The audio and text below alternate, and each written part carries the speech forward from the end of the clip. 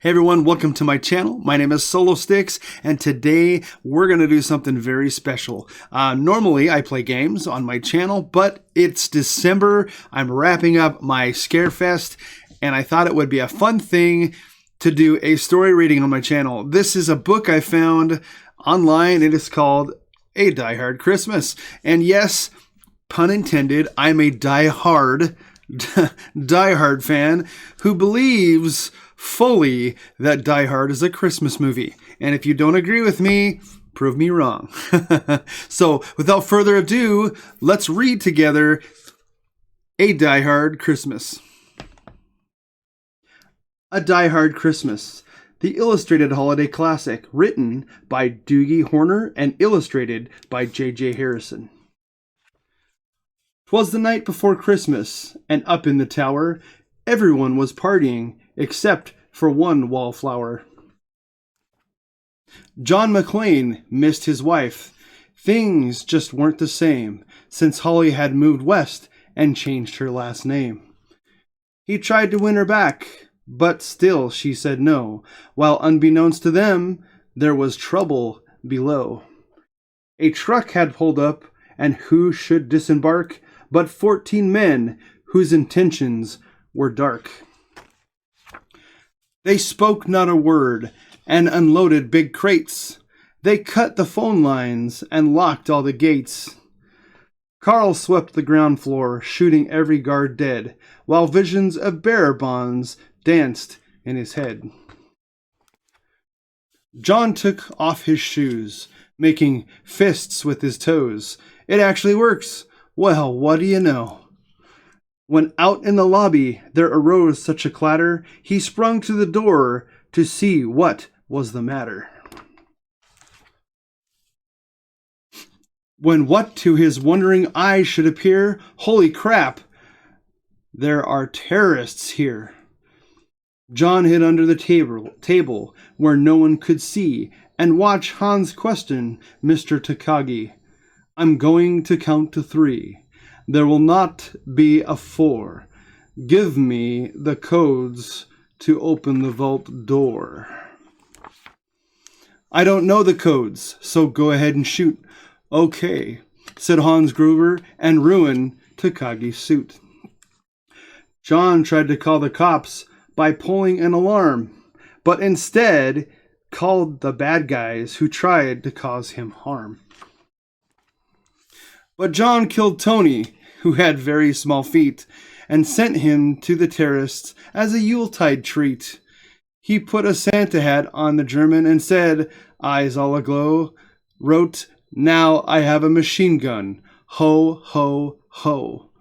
Carl was furious. Tony was his brother. He chased John across the roof, and they shot at each other. John was able to escape through the ventilation shafts. Come out to the coast, he sighed. We'll have a few laughs. At Nakatomi Tower, Sergeant Powell appeared. He checked the whole lobby and saw nothing weird. He was pulling away, but didn't get far before Marco landed on the hood of his car. Powell drove away backwards, screaming in fright. Welcome to the party, pal, John yelled with delight. More police arrived, the FBI and a SWAT team, but Hans didn't mind. It was all part of his scheme. More rapid than eagles, his henchmen they came, and he radioed and shouted and called them by name. Now Eddie, now James, now Franco, now Yuli, on Fritz, on Carl, hair long and unruly. They shot the SWAT tank with the surface-to-air missile, and knocked it away like the down of a thistle. Now John McClane was angry indeed. He blew up 2 terrorists, and then called them jerkweed. Ellis told Hans, Bubby, I'm your white knight. Hans shot him dead, giving the hostages a fright. Hans went to go check on the explosives fuse, and saw that poor John wasn't wearing any shoes. John fled from Carl and Hans, but alas, he had to run barefoot over sharp, broken glass. His feet, how they hurt, his soles oh so bloody. John crawled to the bathroom and called his good buddy. John was weary and ready to throw in the towel until he got a pep talk from Sergeant Al Powell. Powell was chubby, a plump, right, jolly old cop, and he trusted the cowboy in the tattered tank top. But a reporter was probing into McLean's life and revealed that Holly was actually John's wife. Hans quickly flipped over the gold picture frame. "It's a pleasure to meet you, Mrs. McLean." His clothes all tarnished with ashes and soot, John staggered to the roof, bloody and barefoot. The explosives were wired to the rooftop with care in hopes that hostages soon would be there. John warned everyone the roof would soon blow as the chopper strafed him with high-powered ammo.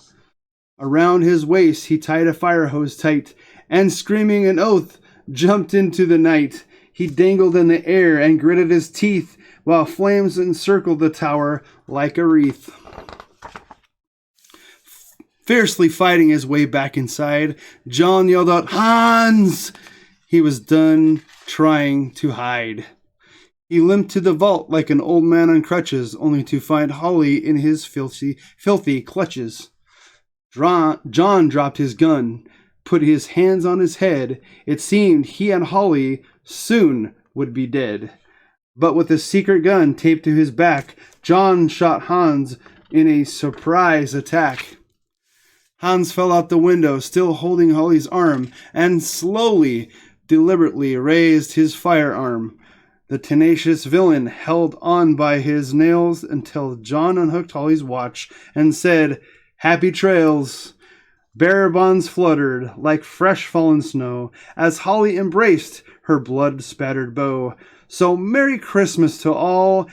Be kind to one another, and most of all, yippee-ki-yay, motherfucker.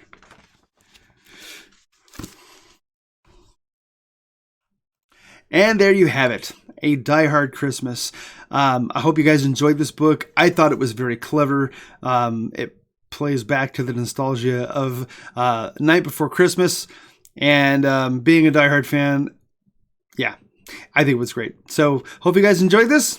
I'm going to sign out, guys. Solostyx signing out, wishing you a Merry Christmas and saying until next time, keep it real.